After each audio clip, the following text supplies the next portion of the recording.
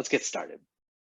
So y'all have joined us because we are covering a topic that's near and dear to the heart of myself and Colt, and we'll introduce ourselves. It is the enterprise SEO strategy, how to scale your organic traffic by upgrading existing content. My name is Garrett Sussman. I'm the demand generation manager at iPullRank. Talk a little bit about who iPullRank is, but I'm joined by Colt Sliva. Colt, who are you? My name is Colt. As Garrett alluded to, I am the SEO engineer at iPullRank. So I handle a lot of our hard technical problems and solve those for our customers. Awesome. Yeah, Colt's brilliant. So any SEO questions, and for those of you who are joining us, we are ready to answer whatever content, SEO, marketing questions that you have on your mind. So feel free to send them in the Q&A, send them in the chat throughout the entire presentation. We'll try to answer them as we go. If not, we will definitely take time at the end as well. So first off, just a reminder, like I said, use the chat to ask questions. Oh, and if you stay for the end, now this is being recorded and we will get it all to you, but if you stay for the end, we do have a couple special surprises. So what are we covering today? A little bit about our agenda. We're going to be going over how SEOs can leverage CTR, that's click-through rate testing, and title tag updates at an enterprise level. And with enterprise, just quick qualification, when we talk about enterprises, that's typically a larger organization in terms of their website, thousands upon thousands of web pages. That isn't always how people define enterprises, but because it can be just based on the revenue, the annual revenue that you have. For this purpose with SEO, we're going to focus mostly on the idea of scale. Second point, how to quickly identify decaying content and turn your posts into super articles. And 3, other insights on how to use internal link building and keyword tracking to optimize your content. And Colt's got some special surprises up his sleeve as well. I'm excited. Always. Always. I'm talking a lot, but watch out. Colt will take over, and then you can't get that guy to shut up. No, I'm kidding. Yeah, engineers and technical people, just catty Cathy's. Anyway, where's everyone from, by the way? Feel free to say hi in the chat or share what your role is at your company. Are people doing SEO? Are you doing marketing? Are you doing content? We've got Vanessa, who's here from Seattle. What do y'all do, Kayla, Vanessa? Are you in marketing? Colt says it's raining outside in the chat. Anyway, so we're from iPullRank. So we use audience research, content strategy, technical SEO to drive growth for enterprises. We are a digital marketing agency. Oh, cool. Vanessa is a project manager for her marketing team, coordinating their blog channel. Sweet. That is awesome.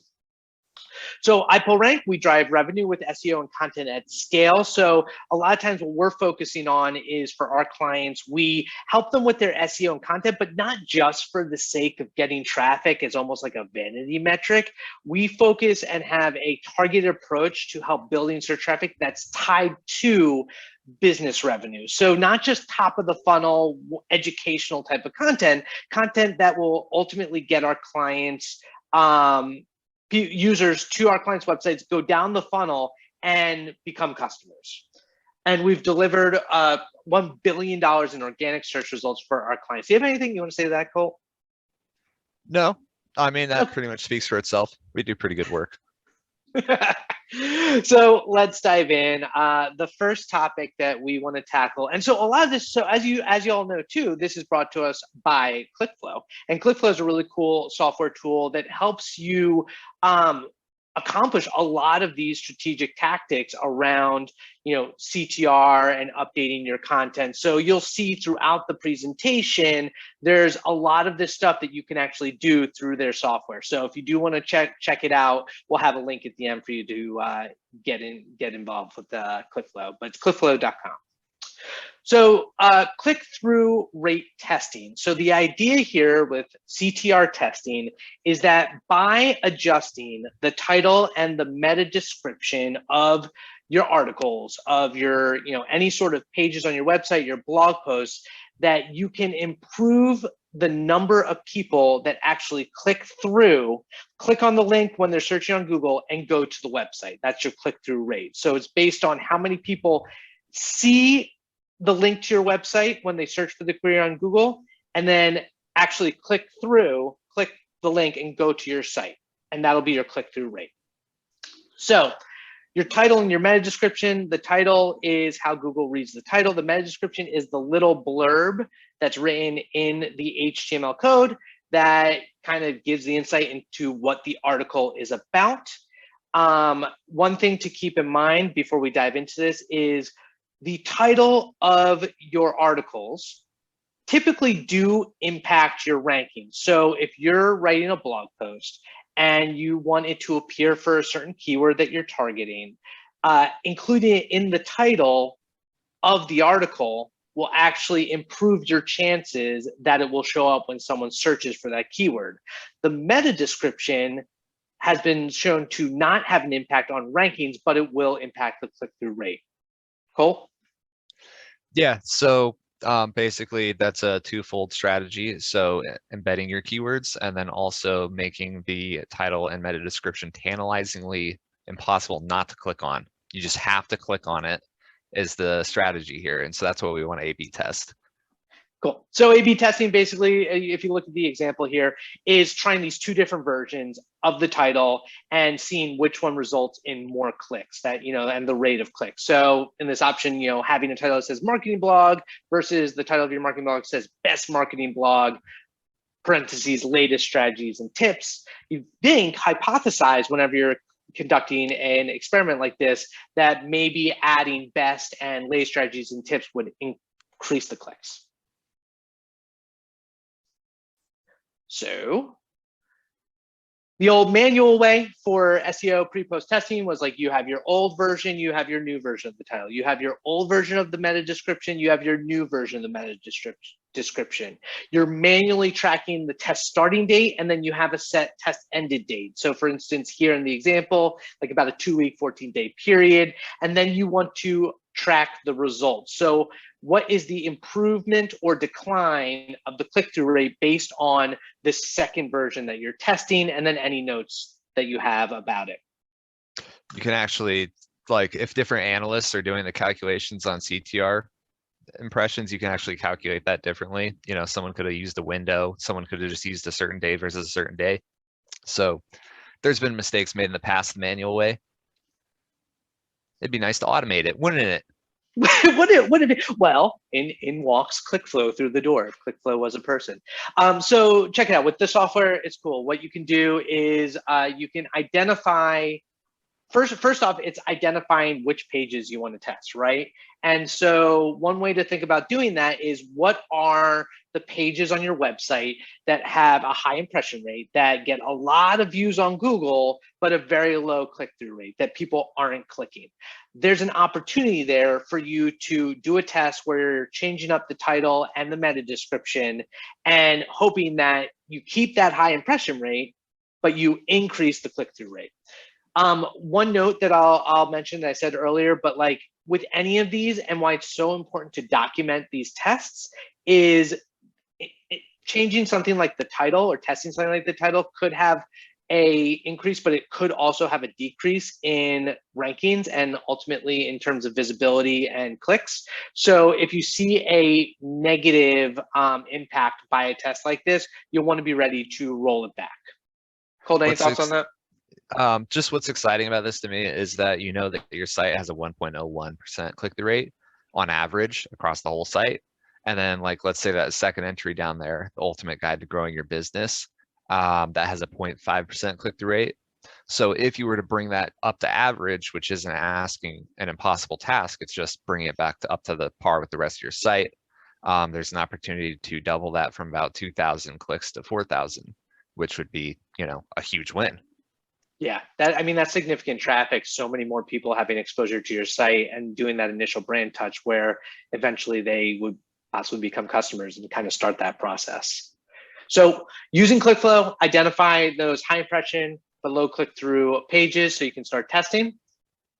Testing tips. So what are some of the things that you might want to try out to impact the title that you people have seen, usually a positive association with.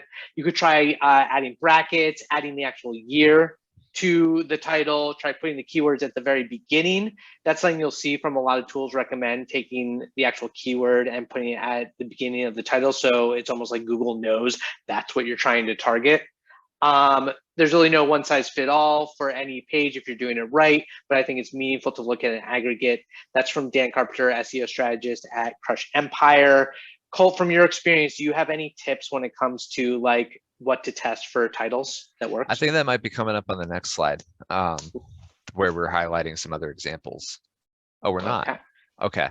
Well, yeah, so moving the position of the keyword, adding numbers is usually a good suggestion. You can try different kinds of characters or like symbols. So like Google started changing titles of things that had a pipe character, the straight up and down line. But they were changing that to dashes. So they were sort of trying to normalize those results.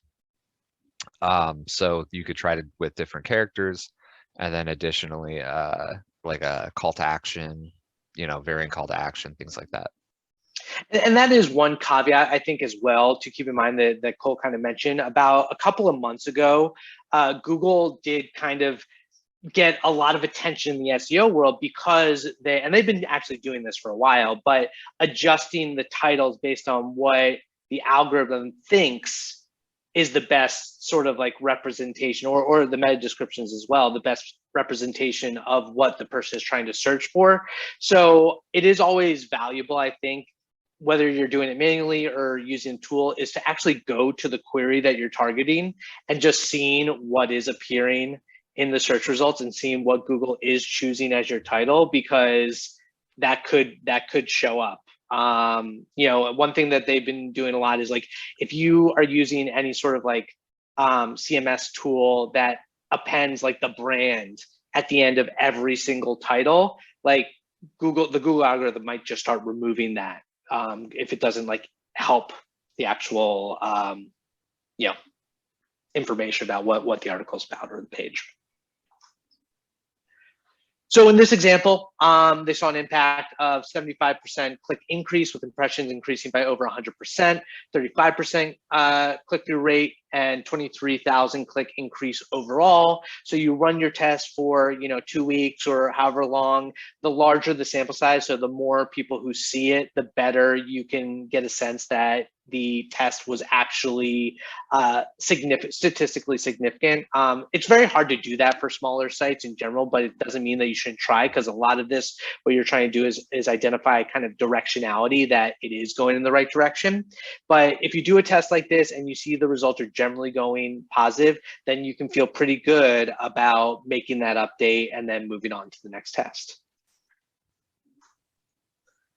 So how do you get started? Kind of recap is looking at the pages with the high impression but below average click-through rates. Use either Google Search Console or a tool like ClickFlow.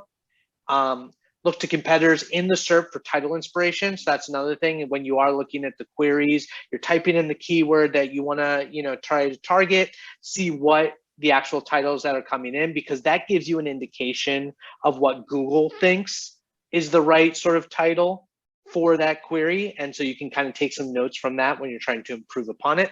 And then add eye-catching elements like brackets, the year, add a number in the front of a title for listicles, or you can always pivot to a longer tail keyword. And a long tail keyword is not just using like a short, 1, 2, 3 word sort of keyword that has a high search volume. You might be targeting something that not as many people are searching for, but it's much more specific, and therefore you have a better chance of probably ranking for it. Also emojis, fire emoji, rocket ship. Those will actually render in the SERPs if you want to experiment with those. I love that. I'd love to see some experiments around emojis. How about Unicode? Can you do Unicode in title, like where it looks like the font is changed? Yeah, I believe that should render too. Kayla asks, she was wondering how the last few months of Google updates have impacted rankings and the best practices to use with new updates. So it depends on the industry, and then it also depends on what Google's targeting with the updates. Really, only the page title update has affected the SERPs for, sort of like title and meta description. The other thing that might have been impacted is indented search results. So where, you have similar pages that might have similar titles and meta descriptions, you might, rank for 2 pages on the same query. So if you were to sort of structure them similar on purpose, then you might be able to rank multiple pages, which would increase impressions, but you also might only get 1 click. So that'd be a weird test, because you might actually have more success with higher impressions, but less success with click-through rate on that secondary page. And one other thing I'd add to that is really good suggestions, Cole, is Google is continuing to roll out more and more visual sort of rich snippets or rich features that show up in SERPs. So when you're thinking about where your rankings are, you want to think about visually where you are, like if you're appearing on page 1, because traditionally there's this whole idea of like the 10 blue links, and you just want to rank in the top 10. You want to really think about, are you appearing on that first page? And so another thing you can do with some of these tests is those, like those close calls where you might be at the top of page 2, and with like a little sort of alter to the title tag, maybe you can get to page 1. Yeah, that's great. Title updates in the SERP. So, you see the example there. And on to the next topic, content decay. Content decay. I love this title. Content decay like sounds like really dramatic, doesn't it? Like that's our next heavy metal band. I'm down. Let's start it up. What do you? I'll play the guitar, although it's been years. So, content decay is really this idea of when you put out a piece of content or content that you've had on your website for a long time.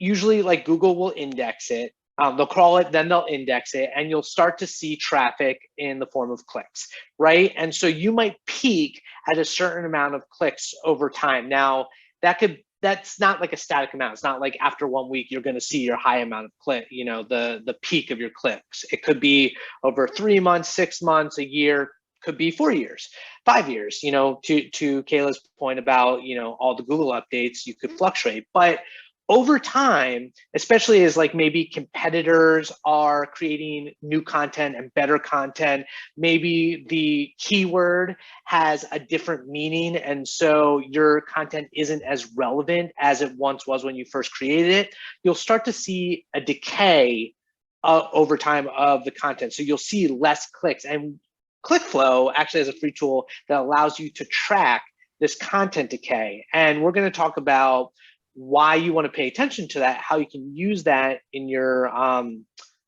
content strategy to kind of recapture those clicks. So one thing you can do is once you identify those places where the content has decayed, without necessarily creating any net new content, by updating the old content to better reflect what is ranking for those targeted keywords, you can recover a lot of that search traffic.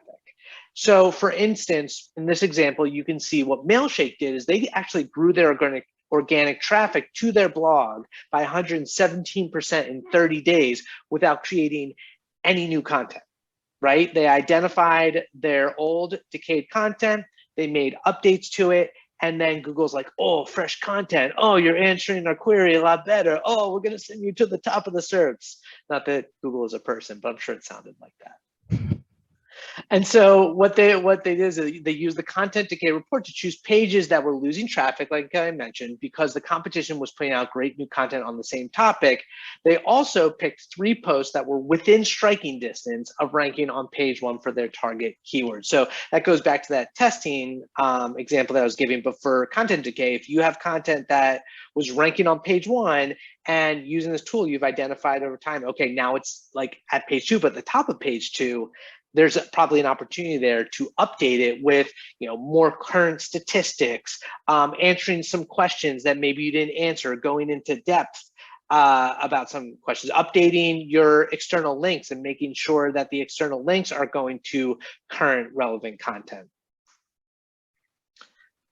So you optimize this content, and there's a tool in ClickFlow that gives you like the grade, and so the readability level, like maybe most of the articles for that query are written at an 8th grade level, but your content's written at a 10th grade level, which, you know, there's the what is it called, the Fleischer scale? Yeah, Flesch Kincaid.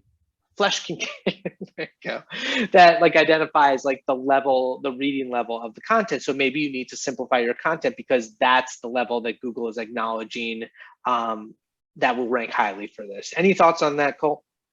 Yeah, so by query, or who are the cohorts for searching something, generally they, you know, might be looking for a certain level of readability. When I go looking for a recipe, I don't want a dissertation on what the acids and fats are doing. I just want, you know, the instructions in simple language as possible. So depending on the content, you're going to want to target it to a certain group. And then also, you know, across that topic, there's going to be a set of keywords that are more common than others.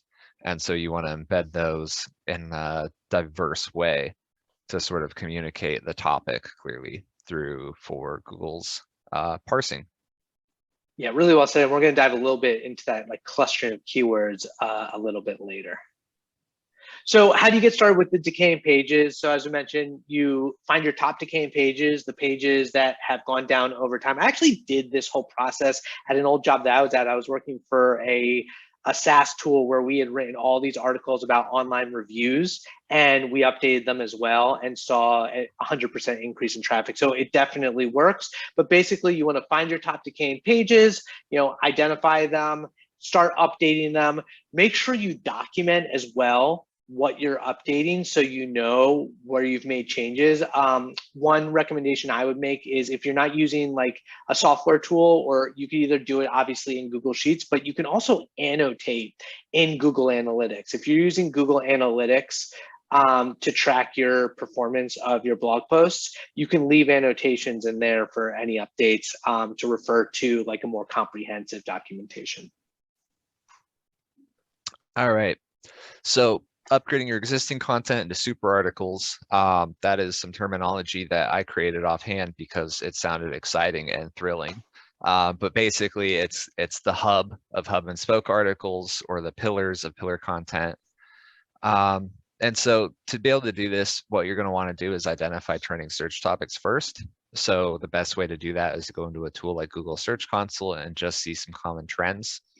Here's a bunch of queries that are related to earrings, and you can, or rings in general, and you can see that we have anxiety rings, fidget rings, and anxiety ring singular coming up multiple times. So there is a demand in this market for sort of anxiety, fidgety kind of rings that you can spin on your finger. So now that we've sort of identified an opportunity for a cluster, we can start doing some keyword research for super article candidate keywords.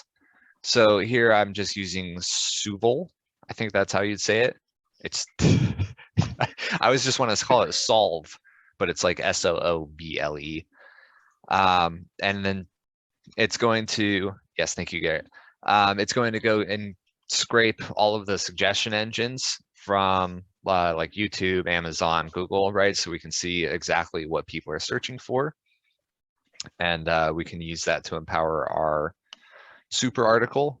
Additionally, you could use a tool like ClickFlow at that point, which is going to look at the pages in a specific SERP and see what those competing articles are talking about, right? So then you can sort of take what everyone else is doing and then improve on it beyond them. So you're going to basically want to get a total master list of what you want to write about. This can come from Google Search Console, whatever your keyword research tool is of choice, like SEMrush, let's say. And then people also ask questions is a big one. So that is the little box that you're going to see where it's going to have all of the questions, and then you click it down and it drops down an answer. So you can just basically use a tool or a service to scrape all of those to see what people are commonly asking about these, and then deduplicate from all of these data sources to get like a master unique list for this super article. Next. And then we'll want to start identifying a keyword cluster. So this is, you know, we might have a set of words that are similar, but they don't exactly fit into the same space. So most clusters you can generally identify with some common sense and research.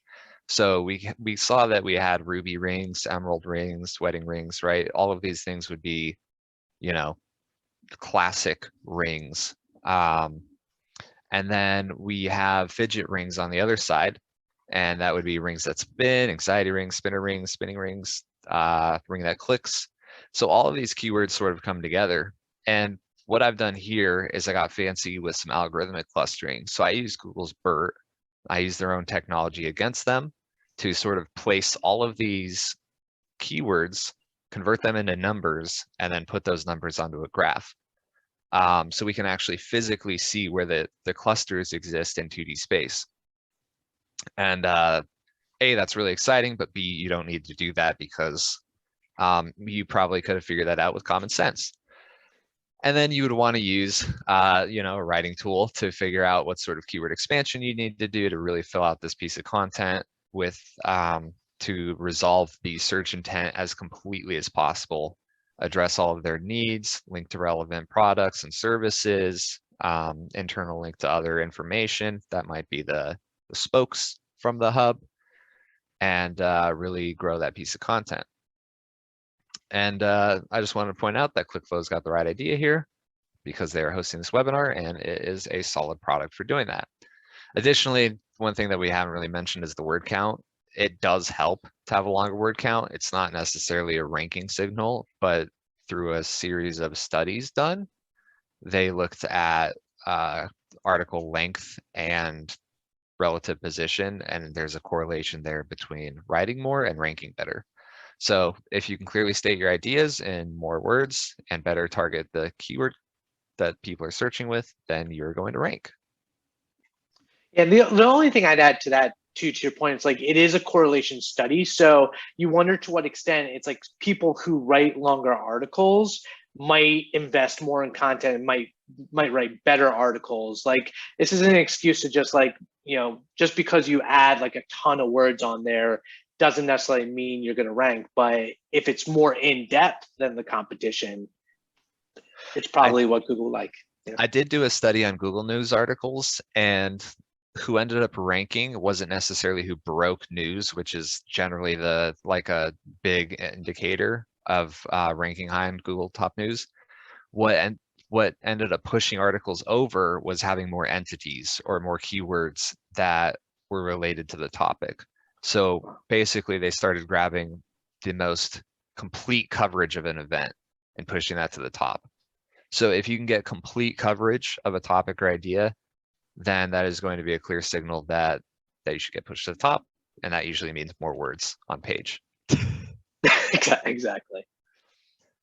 So the weird thing about clustering is that if you do add some unrelated terms, then it can throw your clusters sort of into chaos. So I added the fidget rings Christmas gift term here, and you can see that it has been classified with the rest of the rings because we're talking about Christmas, which is going to probably be commonly related to earrings, diamonds. I'm sure that some people are proposing. Wedding rings can be in there. So just by having the sort of Christmas gift terminology, that actually fits into a totally different cluster that you might not have thought of. So, you know,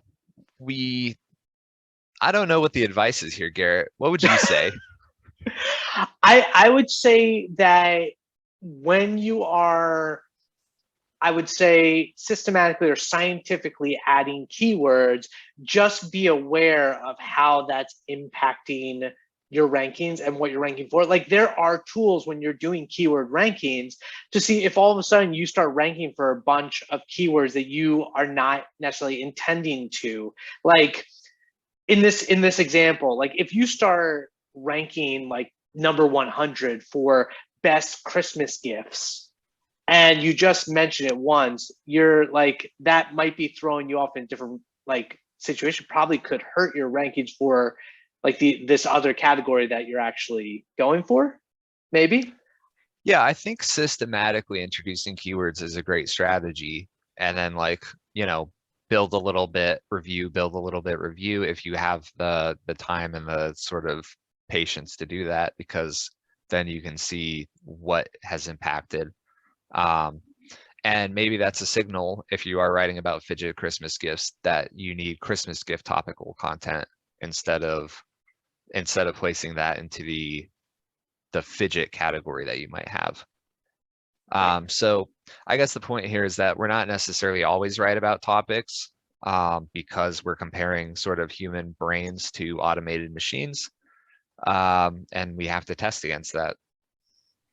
Right. Like we're trying to understand the way that Google understands our content. And one thing to always think about in this whole game of SEO and content is you're trying to satisfy a few different people. You're trying to satisfy Google, but you're also trying to satisfy your audience. And so just because Google thinks it's going a certain way, it's all traffic is not created equal. Right? Like you don't want to just rank for everything because the numbers are going up and it goes to your website.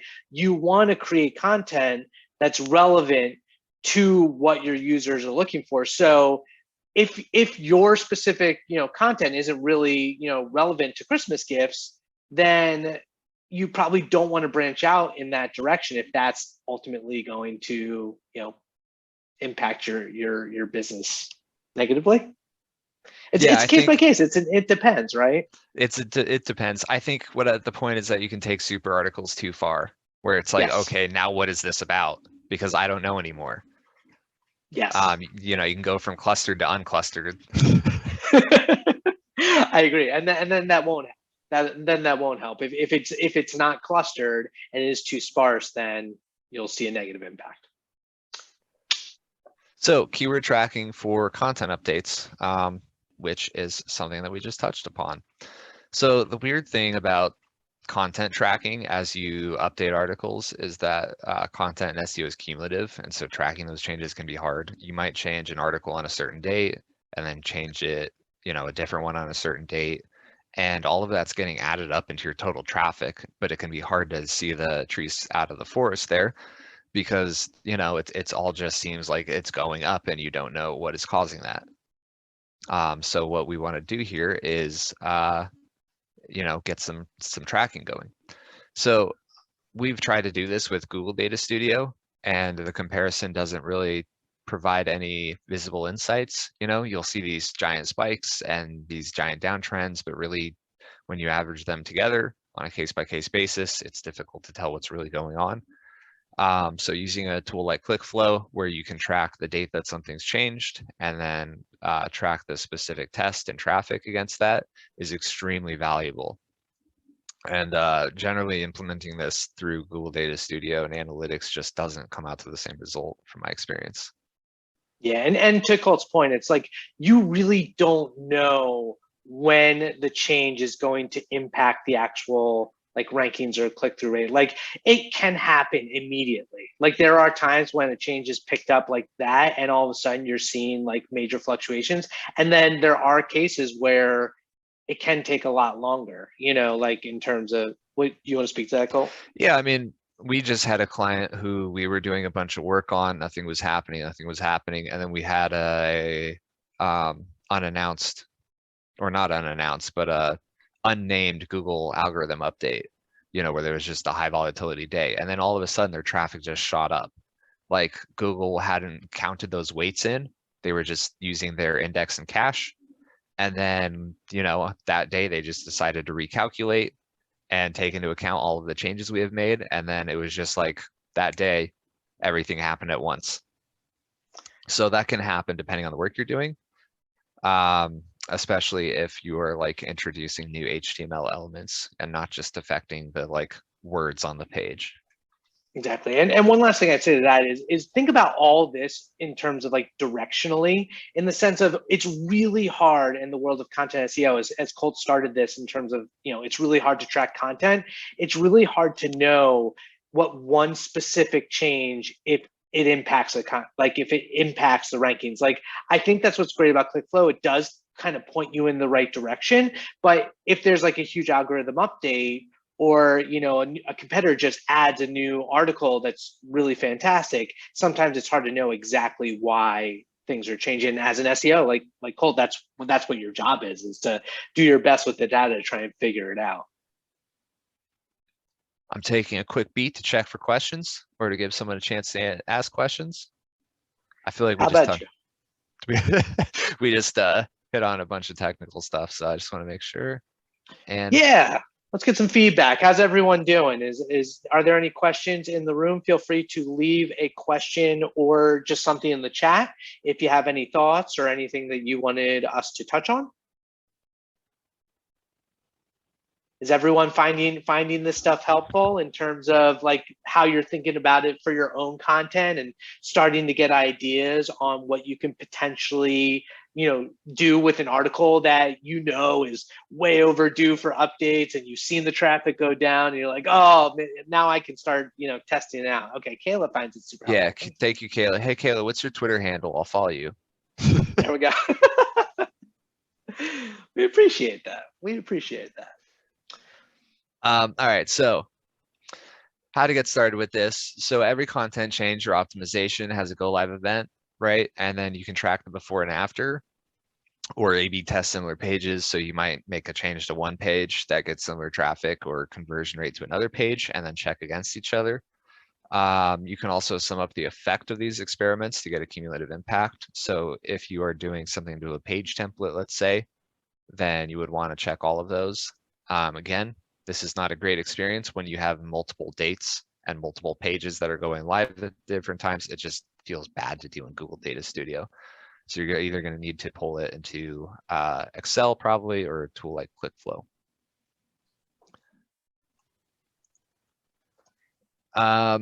So internal link building.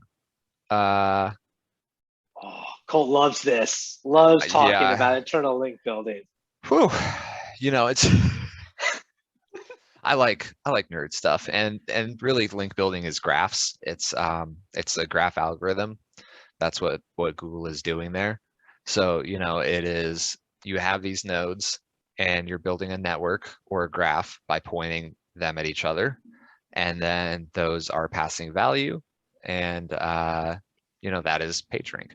So link building isn't just external links. We can really build value with our internal links and sculpt that value into your internal pages. So, we're not just upvaluing these random pages that are in the footer and header, but focusing and targeting on the pages that are actually going to convert things for your business.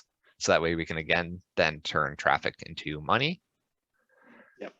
And things can get really complicated. Going back to the fact that this is about enterprises, when you have thousands and thousands of pages, like, updating your internal links or updating something that, if you add a widget that's like a, related products or, some sort of link building that's going to impact a whole bunch of your pages, that's going to have a significant impact. So that's why this is pretty important, the way to think about it. So how to get started, you'll want to run a crawl at your site. And then if you're doing it simply, you can use internal link count. So that would just be like, this page receives, 15 links. This one receives 30. But some can provide you with an actual page rank calculation. I know that like Screaming Frog can do it. Botify can do it. DeepCrawl can do it, right? So whatever your tool of choice is there, you should be able to get a page rank calculation. And then you want to look for a variety of diverse keywords to use as anchor text. So if you are using the same keyword over and over and over again, Google addressed that in an update a few years ago where they were trying to prevent Google bombing. I don't remember who was what was getting Google bombed. I think it was like they were targeting George W. Bush for something. Like this was years ago. Yeah, and they just kept using the same anchor text to try to get him to rank for something. Did it work? Oh yeah, yeah. Reddit has done this like a bunch of times where they're like, post this text here to get this to the top of Google search results. That's some serious impressive manipulation, if I say so myself. So they've sort of devalued repeated anchor text. So what we want to don't do this. Yeah, no, don't. It doesn't work anymore. Diversify. Use a lot of variety of keywords to internally link. And just to tie this back real quick, like to the content decay, like when you're updating your content, that is something to think about, especially if, for instance, if you've covered a bunch of new topics with your newer content that you've made over time and you're looking at a piece to update and it's in that same cluster that Colt mentioned, there's opportunities to link it internally, link it back. And you're probably gonna go over this, but nope, like, I'm like a goldfish. I forgot what we talked about 10 minutes ago. boom. That was great, Garrett. When you're practically like, implementing this and you're doing your content decay updates, links are a part, like something to consider. If you have a newer post that you've written about and you're updating an older post that's related, using whatever anchor text that you think is appropriate that's slightly different than maybe your main keyword, linking them all together will ultimately, like a rising tide lift all boats. As long as they are related, that will help. Proceed, sir. Zach is asking if Sejoy has a question because he's got his hand raised. He's got that emoji. He's like waiting. It's a big question. While he's writing that question, yeah, I'll do the rest of the slide. So you want to target the high value pages with lower internal link counts. And that is actually pretty often that happens. You usually want to drive more traffic or more internal links to those pages than like your terms, let's say. And then track the target page that is receiving the links to evaluate the impact. I wrote just the target page. You can also keep an eye out on both the donor pages and the traffic pages if you want a complete view of what's going on, because the donor pages are donating link value as well. So as soon as you change the amount of internal links that you're doing, or especially if you do it at scale, then the whole graph algorithm shifts. And certain nodes grow, certain nodes shrink. And there can be like secondary and tertiary sort of effects of that radiate out. Like reverberations. So it's hard to predict what's going to happen. And again, this is where testing comes in. Exactly. And so just to like clarify, so for those of you who aren't familiar with like PageRank, like each of your pages have like almost a certain amount of power to it. And each of these links, every time you're linking out, are distributing that power all around that's gonna impact the rankings. So, when you have these most powerful high page rank pages, those are the ones that are going to help lift some of those other pages when you link. Question for you, Colt, can you link too many to the highest page rank pages on your website? Like, should you worry about how many pages you're linking to those highest level pages? No, not really. I mean, I wouldn't do it like 10 times in the same article. That would be pretty ineffective. It's just one link to one page. Mm-hmm. Sometimes you will want to reduce like the number of times that you're linking to a specific thing, like terms, contact us, right? Because those could be on every single page. And then to be able to up value another page, then you might have to bring those down a step. I'm trying to think of some other ones that everyone just constantly links to. Those are big ones. So if you have like a major, because obviously a lot of us, when we're building our websites, we want to drive people to like a product page, right? But sometimes it's hard to get a product page to rank, except for when someone's specifically searching for that product. But you wish you could have your fidget ring product page rank for the term fidget rings. That's probably not going to happen a lot of times. Well, maybe one or two. Basically, you'll have that maybe high top of funnel educational informational content that might be driving the most traffic and have a higher page rank. You'll want to use that to leverage to like these deeper parts of the funnel, right? Yeah. All right, so Joy says, I hope I'm saying that right. So while doing the content creation, if I pull up GSE queries and create evergreen content on that basis, do you think it's creating impact, or you suggest any other way? I would use multiple sources of search queries. So that's why I said to create sort of the big list of multiple data sources, because you want to expand on what you're already doing and then also grow your keyword portfolio beyond what it is right now. Google Search Console will only give you the things that you're ranking for today, but there's always things that you're not ranking for yet that you have yet to write content about. So you really want to get a holistic set of keywords if possible, and then, you know, deduplicate them to get your natural keyword list. But that can be like oftentimes people do keyword portfolios at the site level, but it can be extremely helpful to do it at the article level if you're trying to create your evergreen content. You wanna, yeah, okay, this is the common places to link from. So homepage is usually has the most value, especially because this isn't just like a closed loop. You're also receiving links from other sites, and that's where a lot of value comes from. And those other sites are usually linking to your homepage. Also, every single blog post links back to the blog root. So even though that page is often useless, it is, well, it's not useless. It's a navigational page, but it's not going to, you know, bring you any sales or do anything effectively beyond that. So we can link out from the blog root page, and that is another way to spread value to, let's say, your services page. Or if you're an e-commerce site, maybe your product highlights page. And then common places where page rank is wasted would be the contact us page, terms and conditions, careers is a big one, and then plans and pricing. I mean, oftentimes people do search for pricing, but if you are trying to get them onto a specific product details page first, then that is a way to sort of migrate some of that value. So if you want to learn more about our strategies and how some of the most expert enterprise folks are doing work for brands like QuickBooks, Shopify, and Bluehost, go check out our guide, iPullRank.com/content-strategy-guide. It is an incredible guide. Garrett, any commentary?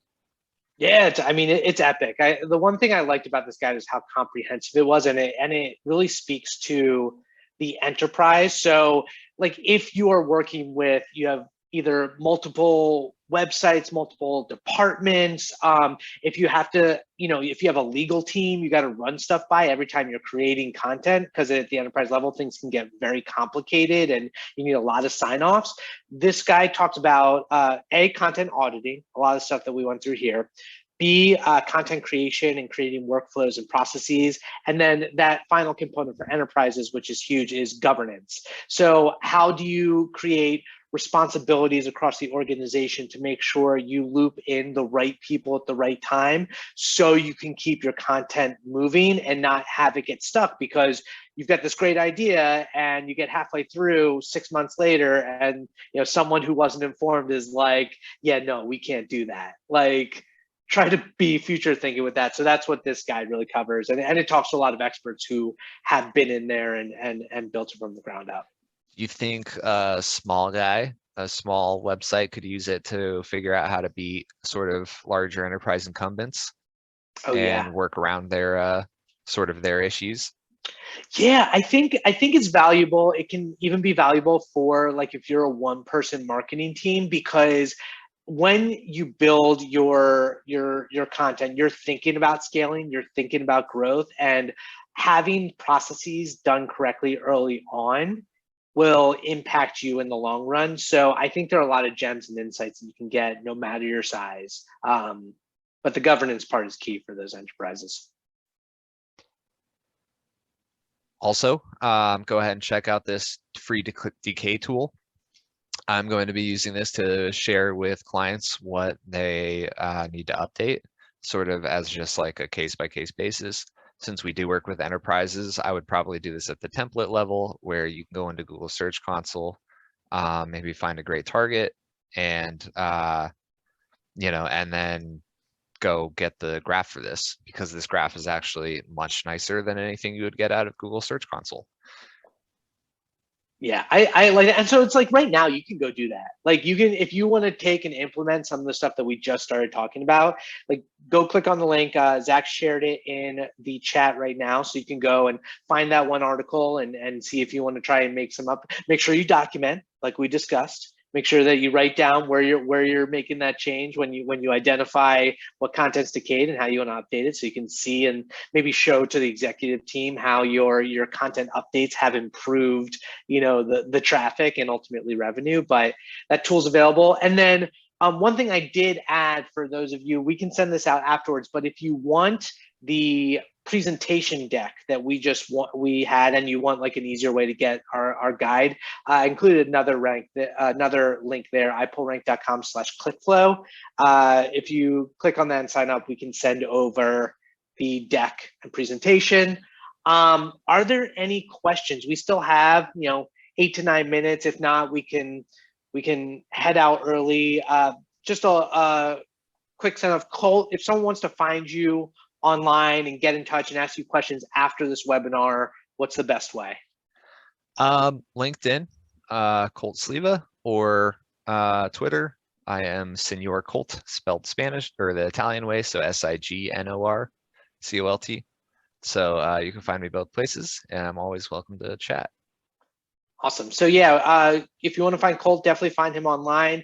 I'm on Twitter and LinkedIn as well. Just my name, Garrett Sussman, GarrettSussman. I probably spend more time on Twitter. I find Twitter to be more fun. So Kayla, if you don't have a Twitter account, you should create one and come and interact. All of you, everyone here, create a Twitter account and hang out with us and share memes. We like to have a good time. And of course, check out ClickFlow. Visit ClickFlow, check them out. Like a lot of great content coming out of there.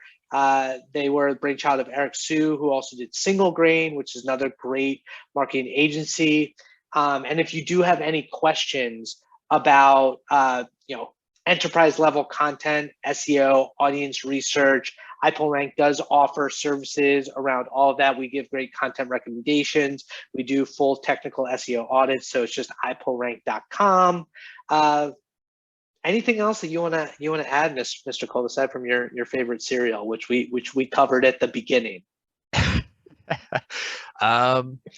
No, I just want to highlight that half this deck was done by Zach, but unfortunately he was a little hoarse today, so he couldn't come and talk to all you fine folks. But you could find him on Twitter as well, ZPR Grove, and then also probably on LinkedIn. I don't know if we're connected. It's fine. But he did a great job organizing this content and this presentation. It was a great deck. And then shout out as well to Alexandra Coates, COTE, yeah. Also helped organize a lot of this behind the scenes, another Wizard of Oz situation. She's fantastic. She's on Twitter. I believe it's Alexandra Coates, COTE as well. Thank you all for joining us and spending your time on this lovely Wednesday afternoon. It's been great. Zach, thank you from me as well, and the team at iPullRank. We appreciate you. And yeah, if you want to, Zach, share what if you have the next webinar, I believe is coming in 2022, but definitely keep your eyes peeled for ClickFlow.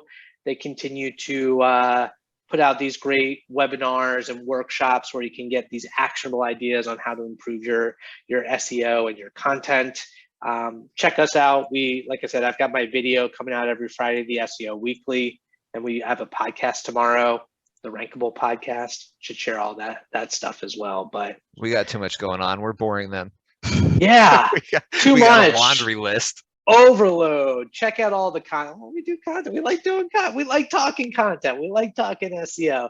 Kayla's here for the memes. You got any memes, Colt? No. Oh my God. Don't put me on the spot like that. Thank you all again. It's been a pleasure. My name is Garrett from iPullRank. This is Colt from iPullRank, and we will catch you on the flip side. Thank you all. Take care.